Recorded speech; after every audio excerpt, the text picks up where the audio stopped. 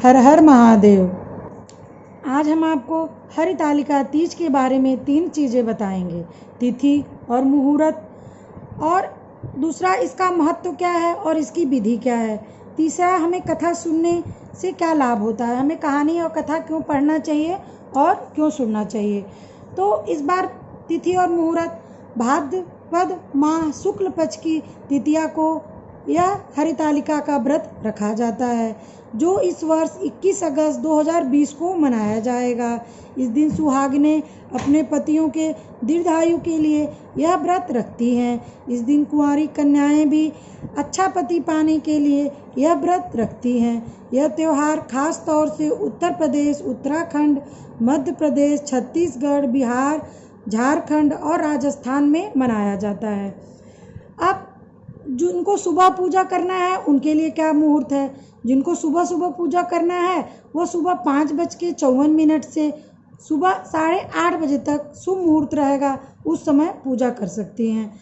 और जिन्हें शाम को करना है प्रदोष काल में, वो 6:54 से 9:06 तक पूजा कर सकती हैं। ये इसका शुभ मुहूर्त है। और इसका महत्व क्या है? इसका बहुत ही महत्व है। हिंदू पौराणिक कथा में या फिर हरिवंश पुराण कथा में इसका जिक्र आता है कि हरितालिका तीज का व्रत का बहुत ही महत्व है। और हरितालिका नाम क्यों पड़ा? क्योंकि पार्वती जी की सखी आलिका माने सहेली और हरत माने अपहरण, तो उनकी सहेली उनका अपहरण करके ले गई थी पर्वत पे, तो इसका नाम हरितालिका तीज पड़ा। और हरितालिका तीज व्रत भगवान शिव और माता पार्वती के पुनर्मिलन के उपलक्ष्य में मनाया जाता है। पौराणिक कथा के अनुसार माता पार्वती भगवान भोलेनाथ को पति के रूप में पाने के लिए कठोर तप किया था।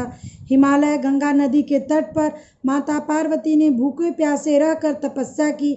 माता पार्वती की स्थिति देखकर भगवान पिता हिमालय बहुत दुखी थे। असंख्य वर्ष तपस्या के करने के कारण शिव जी उनसे बहुत ज़्यादा प्रसन्न हुए और अपना दर्शन दिए और इस दिन को महत्वपूर्ण बनाया। वो शंकर भगवान ने कहा कि जो इस दिन व्रत रखेगा उसको जो है सब प्रकार का सौभाग्य और सुख मिलेगा, इसलिए स्त्रियां इस दिन व्रत रखती हैं। वैसे इसकी अपनी अलग कहानी है। ऐसे ही आपको एक दूसरी कहानी सुनाते हैं कि हमें कथा सुननी और क्यों पढ़नी चाहिए। जैसे एक चोर था, तो वो चोरी करता था, उसको धर्म वरम की बातें बिल्कुल भी अच्छी नहीं लगती थी। जहाँ भी धर्म की बातें सुनता अपना कान बंद कर लेता था, कहीं भी जाता अपना कान बंद कर लेता जहाँ धर्म की बातें चलती। तो एक मंदिर के पास से जा रहा था, मंदिर के पास से जैसे ही उसने सुना कि भूत प्रेत की परछाई नहीं होती, उसने अपना कान बंद कर लिया और अपने काम चोरी पे, उसका काम चोरी करना था, वो चोरी करता था। तो चोरी करने राजा के घर में चला गया। तो राजा घर में चोरी करने गया, वहाँ मंत्रियों और सिपाहियों के द्वारा पकड़ लिया गया। राज दरबार में सुबह प्रस्तुत किया गया। तो राजा, पहले के ज़माने में ये था कि जब तक चोर अपना दंड स्वयं ना माने, अपने अपराध को स्वयं स्वीकार ना करे, तब तक उसे दंड नहीं दिया जा सकता। तो राजा ने उससे बहुत पूछा, मंत्री ने बहुत पूछा, डराया धमकाया, लेकिन वो स्वीकार करने को तैयार ही नहीं था कि वह चोरी करने आया है। तो राजा ने एक उपाय सोचा कि क्यों न इसे भूत प्रेतों से डराया जाए। तो राजा ने कहा कि हमारे पूर्वज एक कमरे में रहते हैं हमारे राजमहल में, उसमें रात को 12 बजे तुम्हें बंद कर देंगे, फिर वो तुमसे सब सही उगलवा लेंगे, यानी तुम सही बता दोगे। चोर बड़े परेशानी में पड़ जाता है, वो सोचता है भाई भूत प्रेत से तो मुझे बहुत डर लगता है, अब तो मुझे अपनी बात तो बतानी पड़ेगी कि मैं चोर हूँ, मैं चोरी के उद्देश्य से राजमहल में आया था, मुझे सज़ा मिलेगी। जैसे ही उसे 12 बजे कमरे में बंद किया जाता है, तो वहाँ पे उसे राजा के मंत्री और राजा के सिपाही जो उसे भूत बन के डरा रहे थे, वो सोच रहा था ये भूत है। लेकिन जैसे उनकी परछाई दीवार पे उन्हें दिखी चोर को, तो चोर को समझ में आ गया कि ये तो भूत प्रेत की परछाई नहीं होती है जो मैंने मंदिर में सुना था, इसका मतलब ये कोई राजा के ही आदमी होंगे जो हमें डरा रहे हैं।